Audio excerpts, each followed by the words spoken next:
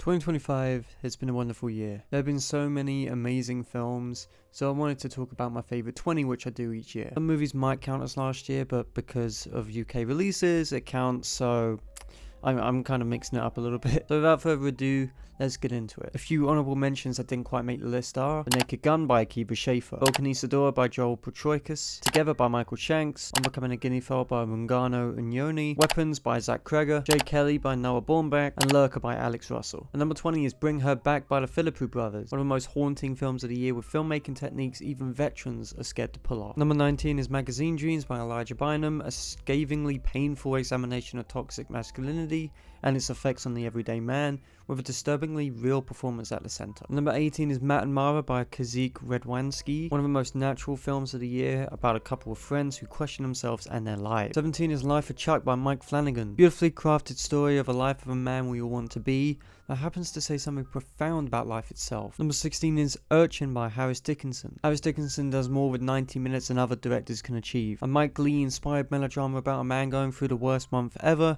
but I loved every second of it. And number 15 is Tenderberry by Haley Elizabeth Anderson, closest thing to After Sun we will ever get again, as it explores the life and perspective through DV footage and vignettes of American turmoil. Number 14 is Wake Up Dead Man by Ryan Johnson. With each entry, Ryan Johnson adds new things to love, and Wake Up Dead Man might be the best of a franchise for its frail breakdown of a belief system and the people around the system. Number 13 is 28 Years Later by Danny Boyle, some of the most radical filmmaking I've seen all year that happens to be really profound stance on society and the communal experience. And number 12 is Die My Love by Lynn Ramsey, the truest form of depression on film since Melancholia. It spreads its arms out wide and holds its inspirations close to its chest without ever making it out to be fake or obtuse. And at number 11 is Bugonia by Yorgos Lanthimos. With each film we see a different side of Yorgos Lanthimos.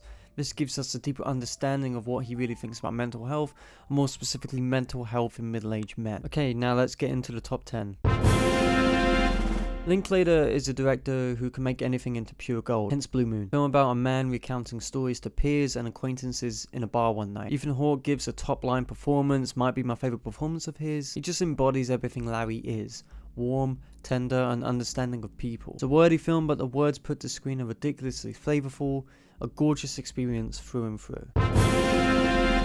Once in a while, Netflix drops a film that is an instant classic for me. We've seen this with Roma, Marriage Story, and more. Another one to add to this list is Train Dreams. Train Dreams doesn't make itself struggle to feel anything. It just does it naturally. It's also probably the prettiest film of the year, as it makes candlelight scenes look like paintings and memories. Powerful film about a life well lived and well mourned. It's been a while since a film came and shattered the heart rate. Welcome in If I Had Legs I'd Kick You. Mary Bronstein's aim is to break down the walls of Linda and show that her entire life is nothing but a pure struggle. It's a whole lot more interesting when you find out that Mary is married to Ronald Bronstein of Uncut Gems fame. Kinda tracks. At the end of the day, If I Had Legs I'd Kick You likes to kick the audience even when they are down, allowing Rose Byrne to be a part of the action. My choice for Best Actress this year in the real world, to be honest. Fantastic film about motherhood and its darkness. Ryan Coogler with each film has a new thing to say about oppression and racial segregation, but Sinners might be the best adaptation of the subject I have seen. Whether it's the gorgeous 70mm cinematography or the musical elements, it happens to satisfy me through and through. Original films with a strong backbone aren't common in today's landscape full of sequels and remakes, so it almost felt otherworldly to enter Sinners' world. A film which takes many strides with its themes and doesn't follow by the playbook. Do I even have to mention the barn scene? Like, Jesus Christ. Some may call it overrated, but I call it a modern classic already. An intensely religious experience of musical intent. Probably the most accessible film on this list, for good reason. Possibly the most empathetic film of the year, Sorry Baby is what happens when a subject is treated with the utmost of respect, while also trying to let the character breathe in their own bubble. Victor throws us into what we imagined to be a comedy from the start about friendship, only to switch up the tone completely in one of the best examples of the passage of time I've seen in recent memory. One thing that I also appreciate about this film are the smaller moments, more specifically the smaller emotions in the back half that are about reeling from a past action. What could have been a very tepid examination of pain turns out to be a brutally honest portrait of the abyss that is pain, with some of the best writing and emotional stakes of the year.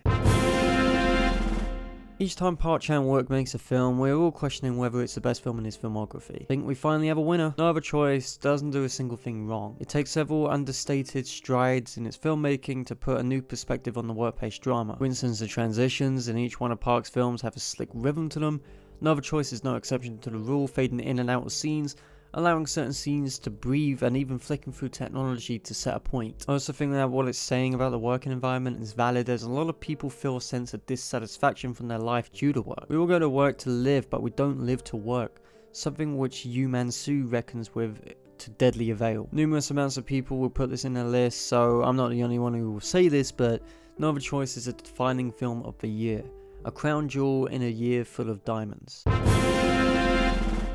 Chloe Zhao is a minimalist director. Look at Nomadland, a film which is as simple as it comes, but packs a big punch due to its simplicity. The newest film, Hamnet, might be her most simple, and also her most effective. Hamnet doesn't try and exhaust itself with Shakespearean tongue, it just lives and breathes the material without any need for overcomplicating itself. The film would be nothing without two center performances that are once in a lifetime kind of performance. Paul Mescal embodies Shakespeare with the usual sadness we're used to from him, but Jessie Buckley lives and breathes Agnes. In its entirety, Hamnet is an ode to inspiration, but most importantly the ones we lose along the way. William wrote his best works in a place of longing, Hamlet being the most recognisable of that. This is a powerful film that left me with a lump in my throat, and a new lease on life almost. Sometimes the most simple films can land the biggest punches. This will be a hard one. All of Joachim Trier's output so far has been extremely thorough with its understanding of depression in the modern age, but Sentimental Value takes a different direction. The most interesting part of this is what it says about art, more specifically how art can reflect our actions. Gustav thinks his best creation is his daughter, but she isn't quite sure. She sees it as a transaction, a sad realization if you look deeper. It's like a performance which can be owed to Stellan Skarsgård, who is so grounded here. Reflects on Renata Reinsve, who is one of the best actors working today, period. If you can't tell, Sentimental Value is a hard-hitting drama about the implications of art. Joachim, almost looking in the mirror, seeing his own art in action, is almost therapeutic to him, and we're seeing the product. A beautiful film with the lingering sadness that cuts like razor blades.